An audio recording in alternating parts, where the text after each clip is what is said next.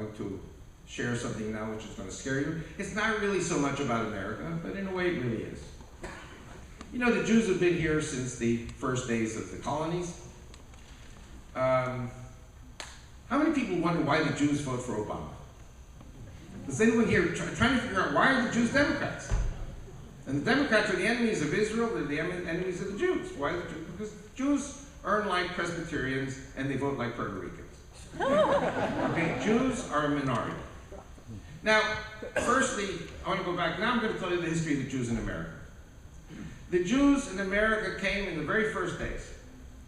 There was some anti-Semitism, but America never killed one Jew. The Jews fought in the Revolutionary War. The Jews fought in the Civil War. I don't know if you know this or not, but the Jews in the Confederate Army came to Jefferson Davis and said, we want to go home for our high holidays, and Jefferson Davis said, God forbid. He said, if you Jews go home, the Confederate Army collapses. There were so many Jews in the Confederate Army and officers. It was President Lincoln who established the Jewish chaplaincy during the Civil War for the Union. And so I ask you, where are all those Jews today? You know where the Jews are? In this church. All of you have Jewish blood. You see, because America never killed its Jews. The Christians have the same God as the Jews, the God of Abraham, Isaac, and Jacob, the same Torah, the same Old Testament, and Messiah is a Jew from Israel who speaks Hebrew. Jesus Christ is not a Palestinian Muslim suicide bomber. Don't laugh, that's what the Christ at the checkpoint says. It's what Christian churches. So why did the Jews vote Obama? Because those are not the Jews that have been here from the 1600s and 1700s and 1800s. The Jews in America today are the survivors of the Holocaust, the Russian persecution, and the Catholic persecution. And for them, white Anglo-Saxon Protestants are no different than any other Christians.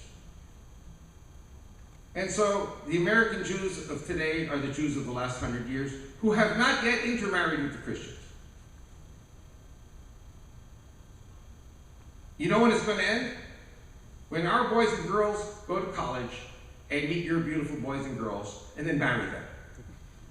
The Jews are disappearing in this country constantly. How many people know that the intermarriage rate is 80%? For every 100 Jews in America who get married, they're going to marry 80% Christian husbands and wives.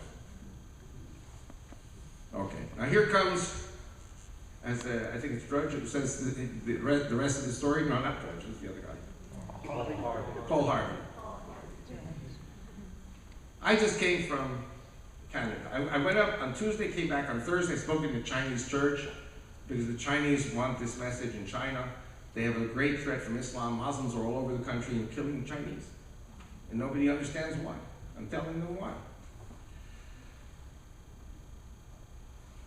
I was in Canada, Vancouver, Canada, in summer of '99. I'm making the story very short. It's in my books.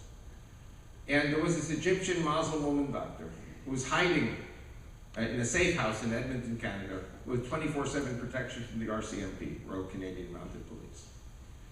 And her social worker told me a story, how she fled from Egypt, because she was a devout Muslim, but she did not believe in killing the Jews. And so the Muslim terrorists said, we're going to kill you. So she fled, went to Canada, and they're chasing her. They want to kill her, because they wanted her to open up a clinic in Edmonton. Then all the Jews would come to her clinic. She'd know the names, addresses, and telephone numbers of the Jews and Christian spouses and relatives and pastors that love Israel for the ultimate killing when a war breaks out in the Middle East. So let me explain it to you like this. ISIS is going to take Syria. Russia is in quicksand now. As much as Russia is bombarding ISIS, ISIS has an 82% support level among the Sunni Muslims. 82%. In Saudi Arabia, 92% support ISIS. You know, here in America, if you're Tea Party, many times your daughters of the American Revolution or John Birch Society, this is ISIS. You know, you support these crazy groups, and you're one of them. They're going to take Jordan. King Abdullah of Jordan is not popular. King, what's his name, Salman is not popular. The people want to overthrow the king of Jordan, the king of Saudi Arabia, and then when they're on the Jordan River, facing off against Israel, digging tunnels under the Jordan River, Israel's going to have to attack Jordan and Saudi Arabia, which now are out, in a way, allies. When that big war comes in the Middle East, then what's going to happen is there's going to be a war in Canada, a war in the US, on American soil. All those Muslims who come here still believe you kill the Jews on Saturday, you kill the Christians on Sunday. And your government, I mean, I know the policemen who are here now, and your law enforcement, and your Secret Service, they're good people, but the country is now, the security is so infiltrated by Muslims and politically correct people that the Jews basically will be defenseless, the Christian spouses will be defenseless, and everybody's going to move to Israel. 10 million Jews and Christians are going to move to Israel. You have 7 million Jews outside of Israel plus 3 million Christians. And my political party will be representing the 10 million who come home. Today, the population of Israel is 6.5 million Jews and Christians. It's going to be 16.5 million Jews and Christians. Overnight. So my party, the Judeo-Christian Bible Bloc Party, will be the biggest party in Israel. And Jerusalem is the city where the Messiah is going to show. Forgive me, he's not going to show in Dallas. Maybe he'll show as a sideshow. But they're going to show in Jerusalem. So these things are imminent. They're close. These tens of millions of Muslims, I'm talking about 90 million Egyptians are going to have to flee. There is a Christian prophecy speaker by the name of Bill Salas. How many people heard of Bill Salas? He talks about Elam, or Iran. He's right. Iran is also 70 million people. Egypt is 90 million people. God's going to do something that's going to cause these countries to be destroyed. The people are going to have to flee. It doesn't say the people are killed, it says they're going to flee. Where are they going to flee to? To the Christian countries. It's like tsunami after tsunami of Muslim migration into the United States. I don't know how you can stop it.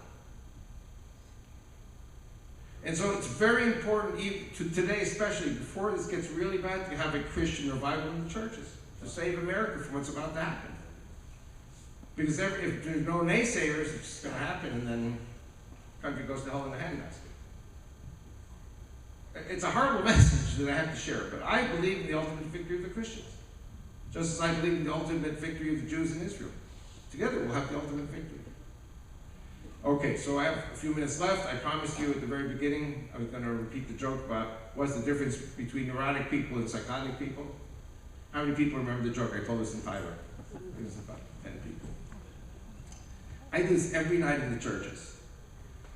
And I did this in Switzerland. The Swiss are such serious people.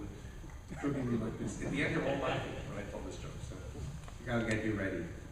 So what's the difference between neurotic people and psychotic people? Neurotic people dream about castles in the air. Psychotic people live in castles in the air. And psychiatrists collect the rent.